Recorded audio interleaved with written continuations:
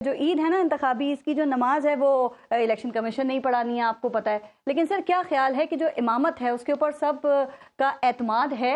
کیونکہ یہاں پہ تو آپ کو پتہ ہے حسب توقع ایک امام ختم ہوتا ہے تو پھر کچھ اور نئے ابہام پیدا ہو جاتے ہیں۔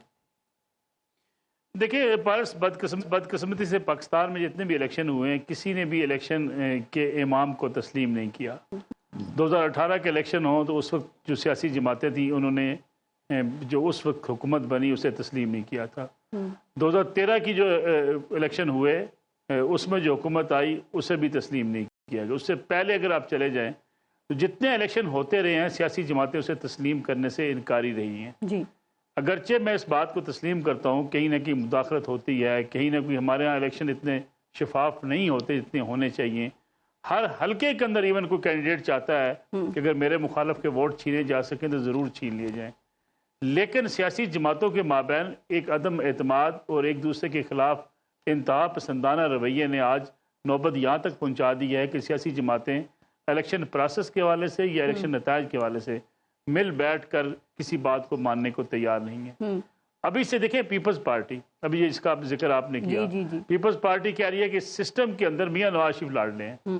یعنی وہ پیپلز پارٹی اس لیے کہہ رہی ہے کہ پیپلز پارٹی کو یہ نظر آ رہا ہے کہ شاید وہ وفاق کے اندر حکومت بنانے کی پوزیشن میں نہیں ہے، اور جو پی ٹی آئی اس وقت جس دباؤ کا شکار ہے اس دباؤ کے شکار میں جو ان کا ووٹرز ہے وہ پیپلز پارٹی کی طرف آ سکتا ہے۔ سر لیکن پیپلز پارٹی کی آپ شکایت تو کر رہے ہیں، جو وہ کر رہے ہیں، لیکن جو اس وقت مسلم لیگ نون کو ریلیف مل رہا ہے نصر اللہ ملک صاحب، کیا آپ کے خیال میں نہیں ہوتا کہ ان کے لیے الیکشن کا میدان صاف کیا جا رہا ہے؟ چونکہ اسی بات کو پیپلز پارٹی اور پاکستان تحریک انصاف جو ہے وہ اعتراضات اٹھا رہی ہیں اس ایشو پہ۔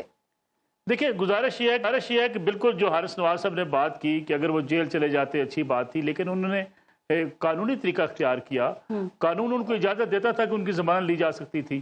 یہی پی ٹی آئی تھی نا جب میاں عمران خان صاحب جو ہے وہ گاڑی میں بیٹھے تھے اور وہاں سے جوڈیشری سے کہا گیا ٹھیک ہے ان کی گاڑی میں جا کے ان کی حاضری لگا لی جائے۔ پھر اسی طریقے سے لشکر لے کے کبھی ایسا ہوا کہ 10-12 ہزار لوگ لے کے آپ اپنی عدالت کی پیشی کے اوپر جائے عدالت میں اور جا کے آپ کو ریلیف مل جائے؟ ایسا کبھی نہیں ہوا۔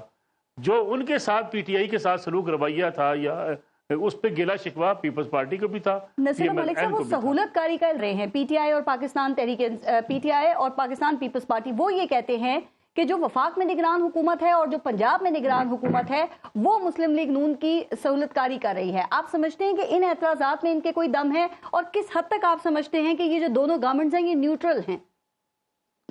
دیکھیں میں سمجھتا ہوں کہ جو نگران حکومتوں پہ اعتراضات ہیں یہ مل بیٹھ کے نگران حکومتیں دونوں پارٹیوں نے بنائی ہیں۔ اس وقت پی ڈی ایم کی حکومت تھی، یہ سارے افراد طے کیے جا رہے تھے، اس وقت کسی کو اعتراض نہیں تھا۔ ایسے ہی پنجاب کی جب حکومت بن رہی تھی آپ کو بھی پتا ہے کہ وہ کن کے ساتھ ان کے زیادہ ترینہ تعلقات تھے پنجاب حکومت کے، زرداری صاحب کے ساتھ ان کے تعلقات تھے اور بڑے پرانے تعلقات تھے، آج بھی ہیں۔ لیکن سیاسی میدان میں چونکہ الیکشن کا میلہ سج چکا ہے اس لیے اب الزام تراشی بھی ہوگی، ایک دوسرے کے خلاف باتیں بھی ہوں گی۔ اب دیکھیں نا اختر مینگل صاحب آج یہ کہہ رہے ہیں کہ پی ڈی ایم جو ہے وہ بنائی گئی تھی، اعتماد کی تحریک لائی گئی، وہ جو ہے وہ باقاعدہ جنرل باجوہ صاحب نے اس کو سپورٹ کیا، لیکن اس وقت اختر مینگل صاحب وہیں کھڑے تھے، پی ڈی ایم کے ساتھ تھے، وہ حکومت ہٹانے میں عدم اعتماد کی تحریک لانے والوں میں شامل۔ آپ کو پتہ ہے سیاستدان تو وقت دے کر ہی بات کرتا ہے۔ مجھے یہ بتائیے، آپ تینوں حضرات سے میں یہ سوال تو نہیں کر سکتی کہ اب الیکشن ہوں گے یا نہیں ہوں گے، لیکن سر مجھے یہ بتائیے کہ چیف جسٹس کے مشورے پہ نصر اللہ ملک صاحب یہ معاملات جو ہیں اس حوالے سے وہ گھر میں ڈسکس کر لیے ہیں آپ نے؟ سب مطمئن ہیں وہاں پہ؟